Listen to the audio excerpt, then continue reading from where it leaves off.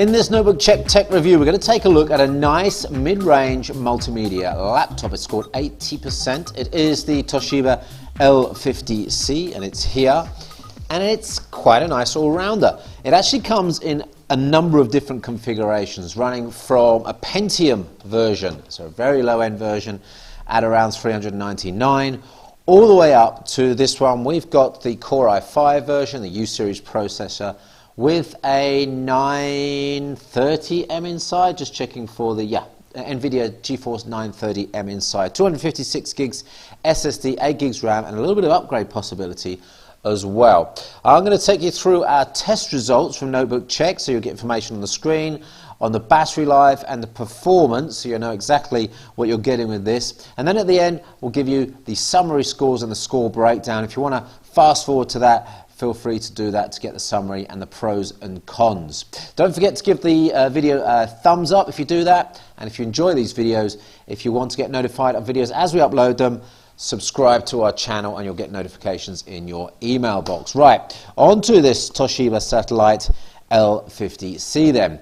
Well, let's take a quick look around the device. I'm going to try and hold it up to the camera there and show you what port ranges we've got. Full SD card slot, 2 USB 3s and an HDMI. Let's spin it around on the other side, and we've got gigabit Ethernet, another USB, and I think that's a DVD writer rather than a Blu-ray writer, but that gives you an idea of where it's targeted really. No display port there, so it's really something that could be used as an office desktop. Again, we'll talk about performance in a minute, but I want to quickly talk about the keyboard. Actually not too bad. I wasn't expecting this good a keyboard from this Toshiba. Sometimes the Toshiba keyboards are really, really tight, and this one isn't too bad. So let's just bring up a notepad for me. I'm just going to type something in there. It's not backlit, by the way, which is a little bit of a shame, but this is, and it's full sized of the, there's the satellite, it's not the latitude, is it? Satellite, yeah, L50-C. Nice feedback from the keys, and then making a nice click as well, so you really know when that key's pressed. You've got a small on the right hand side little numeric pad. Let me just spin that around for you onto that camera. Small numeric pad on there, and a reasonable size touchpad there, which certainly hasn't given me any problems since I've been playing around with this. Let's take a look at a few more of the specifications. Here on your screen now is the big rundown of the specs. As I said, the Core i5-6200 inside. There's that GeForce 930M up there. It's an upgrade from last year's L50, or the last generation L50B, which had a Radeon card inside there, and you'll see that this is performing better than last year's model by quite a margin. 8 gigs of RAM inside, and note here, 1 slot used, 1 slot free, so you can upgrade this one. 15.6-inch Full HD panel. It looks great out of the box. I'm going to give you the details on it in a little bit. And it's an IPS, but it's a glossy screen, so there you go. You can see some viewing angles there. Let me see if I can point it towards the light so you can see a reflection there. There you go. So reflective, glossy screen. Let's spin down now to the screen performance figures, because I want to show you the full brightness. 294 is the full brightness at the center. That's not huge, so that gives you an idea of where this is targeted. It's not really a mobile focused device. This is something you can use in the home and certainly in the office as well. Have a look at the contrast, 1131 there. That's not bad at all. Color and grayscale deltas at 5.07 and 4.25 are average. 5 is about average. Below 5 is tending towards bad, and tending towards 2 or 3 would be very, very good. So that's an average screen. I like the look of the screen. Maybe there's a little bit of a pink tint on it, but that is when I look at this Surface Pro 3 screen. I see this as a nice, a more contrasty, brighter white on that screen. So that's quite a nice screen. So overall then, that sort of input area there, all very nice. The screen, the keyboard and the mouse pad. Little bit of flex on the screen, so be careful of that, but in general, pretty good. Let's have a look at the performance now. We'll start off with Cinebench, and here's the Cinebench comparisons here. There's the Toshiba L50-C in there at 282 points. You can see that there are a couple of devices above it, and one of them is also a 6200U based device, and that's the MV15. So that is only 4% more, so it's not a great deal in it there. Let's go down that table and you'll look to see some of the older generations. So the Broadwell generation 5200Us there on the older version, actually 250. So we're getting a little bit more performance out of this than the last generation U-series CPUs.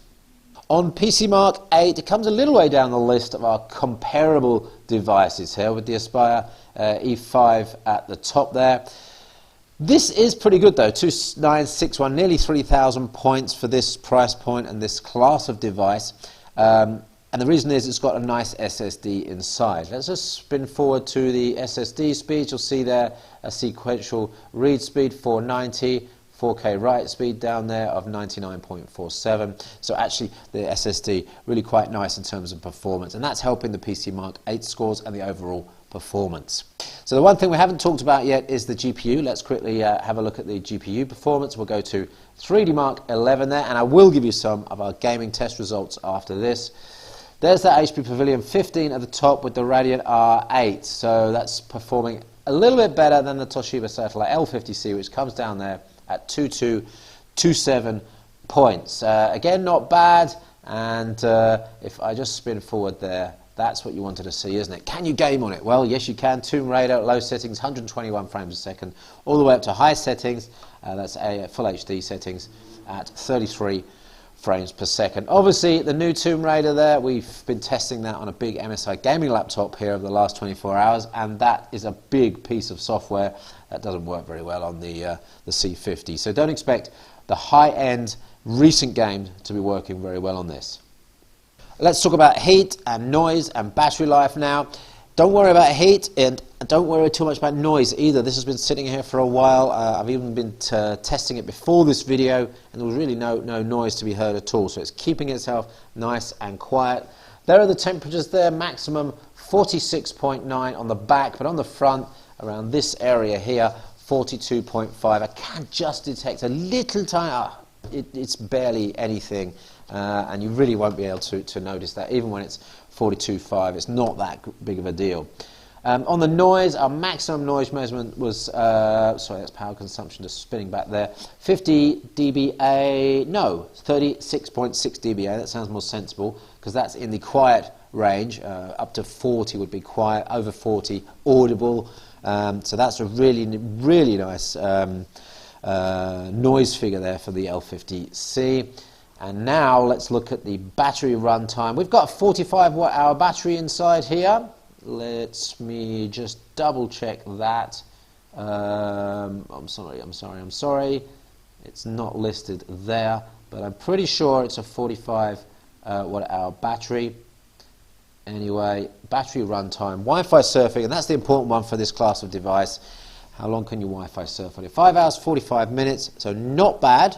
There are devices out there that weigh less and give you better battery life, but they won't have the additional GPU, and they won't have the optical drive as well. So that's a reasonable battery life figure. In fact, if you look at the comparison table, you'll see some with a lot worse battery runtime than the Satellite L50-C.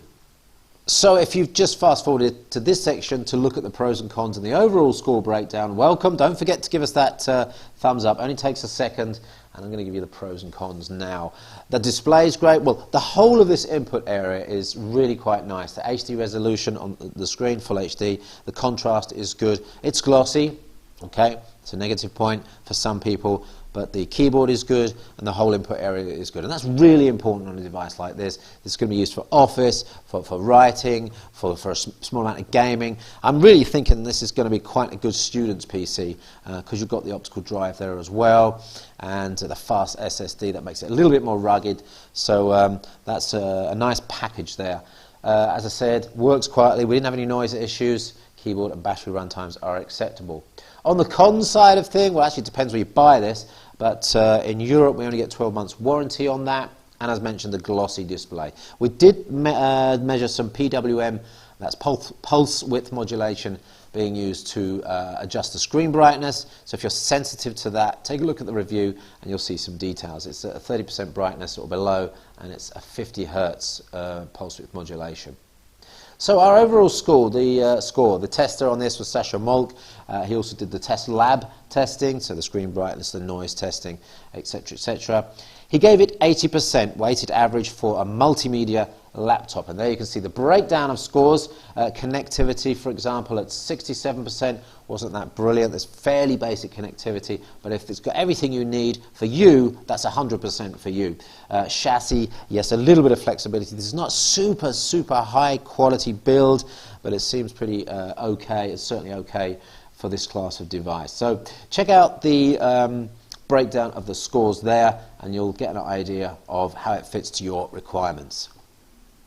You know, one of the things that really gives the game away with a badly built PC is when it sits there and starts to get warm and get noisy. You think that's going to be an inefficient build. This has been absolutely silent throughout the recording of this video, and in the testing I did beforehand. I like the speakers as well. I just wanted to add that in. It's Skull Candy branded speakers. The brand's not important. They sound quite good. Screen I like. And I like the price for the build, the 256 gig SSD optical drive, 940M GPU. Really a nice build for that price. And current street price is $754.99. So keep your eyes out for this. If you're looking for something for home office work, if you're looking for a student laptop, I really like this L50C from Toshiba, and it scored 80% in our test. Don't forget to check out the full review, and if you're going out to buy one of these, don't forget there's a lot of variants of them around, ranging from a 399 Pentium series device with a spinning hard drive, and that won't have anything like the performance that this one's got, so be careful when you go out looking for an L50C. Thanks for watching. Again, thumbs up. Again, please subscribe, and we'll see you on the next NobuCheck Tech Review.